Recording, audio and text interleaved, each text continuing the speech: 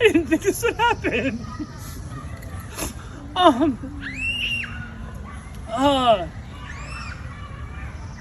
7 years ago now, we had a player come through the program who was just an incredible person, just an unbelievable human.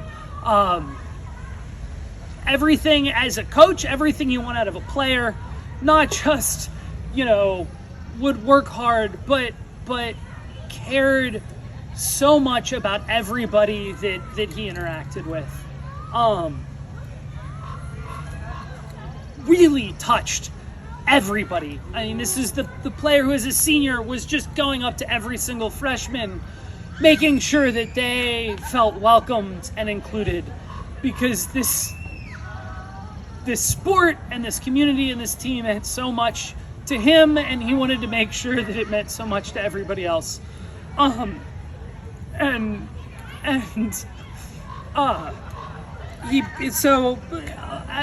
Very shortly after graduation, there was a tragic accident, and he passed away. And that's been, so this FAU Sensei Spirit of Haiku Award, we keep around in his honor, for someone who just goes above and beyond for this program, makes everybody that they interact with, makes their day better and brighter, and it just has a heart 3 sizes too big for their own body. And so I've spoken, the pandemic's been hard.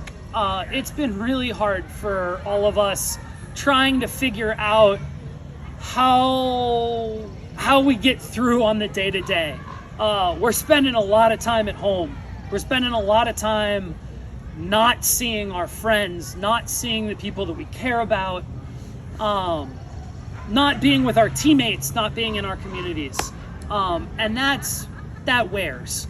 And someone who in particular, I think has looked at the reality of the situation that we've been in and said, what can I do to keep making this happen? What can I do to engage my teammates? However little space that we have for ourselves in the environment that we've been given, how can we make the most of this? How can we be creative about staying in touch, engaged? How can this program continue on? Not just what does our class deal with, but next year down the road, when the underclassmen are coming up, how does the culture of haiku persist? How do we keep playing with integrity and keep making sure that as a program we kind of set forth the ideals that are important to us as players of good character and sportsmanship, and I can't overstate how much that has meant to me and to the program as a whole. And so this year, this goes to Daniel Essler.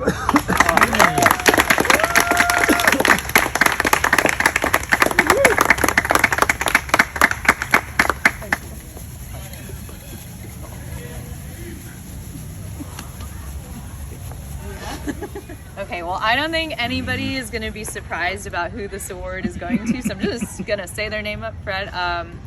Yeah, this is going to Mia. Yeah. But I love things to say.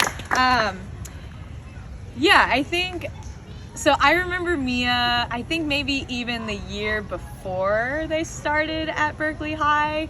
And I was like, hello. And they were like, hello. And I think the thing I most remember about Mia was their enthusiasm and their willingness to come out and just play in whatever situation was sort of offered to them.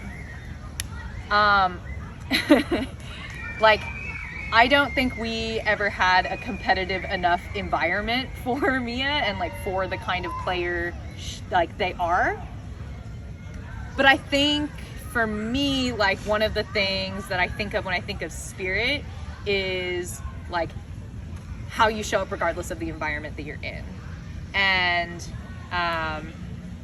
like I think that the environment didn't affect what Mia was going to bring to the program. So for example, you know, they were obviously the best player on the field, probably better than all the coaches, to be honest. And they still went out there and not only like balled out, but helped other players next to them and said like, hey, maybe you can work on this in your forehand, or like, hey, you're doing a really great job. Like, here's how you can get better.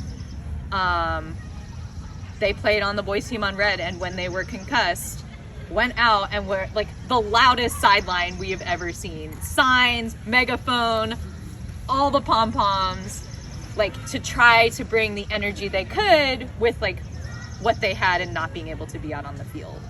And I think like the most defining example I can think of Mia's impact is a story, I actually wasn't there, of the seniors' last game. We got to play a scrimmage against Oak Tech recently, like when scrimmaging was finally allowed. And Mia said to me, like, this is my last game as a senior and it's our last game, and I am confident we can win if I just huck it to Liana every time. Like, we're just gonna win and I can throw it really far, so I should just huck it to Liana. We got the first 3 points immediately. Yeah. So they scored the first 3 points, just like Mia to Liana, just the two of them. And then Mia said like I really wanted to win the game because it was my senior year and it was the last game we were ever gonna play. But I also realized like it probably wouldn't be good for the program if it was just the two of us playing, because this is the first time our team is getting to play as a group. And so they like made the conscious choice to include everybody in the play and to make sure that everybody was getting touches, that everybody was getting a chance to feel valued and getting a chance to compete. And I feel like that like type of leadership is something that you don't see very often. It just takes like a level of maturity and a level of humility and a level of confidence that I think I'm really inspired by. I'm hoping to like continue to play long enough that maybe we'll get to be teammates someday. And I like hope that this is a like see you soon and not a goodbye, and that I get to like continue to be supportive in whatever way I can, like with whatever you choose to do, because I think like that kind of leadership and that spirit that you bring to a group of people and like to this team is something that like any group is going to be like really lucky to be a part of. So congratulations, Mia.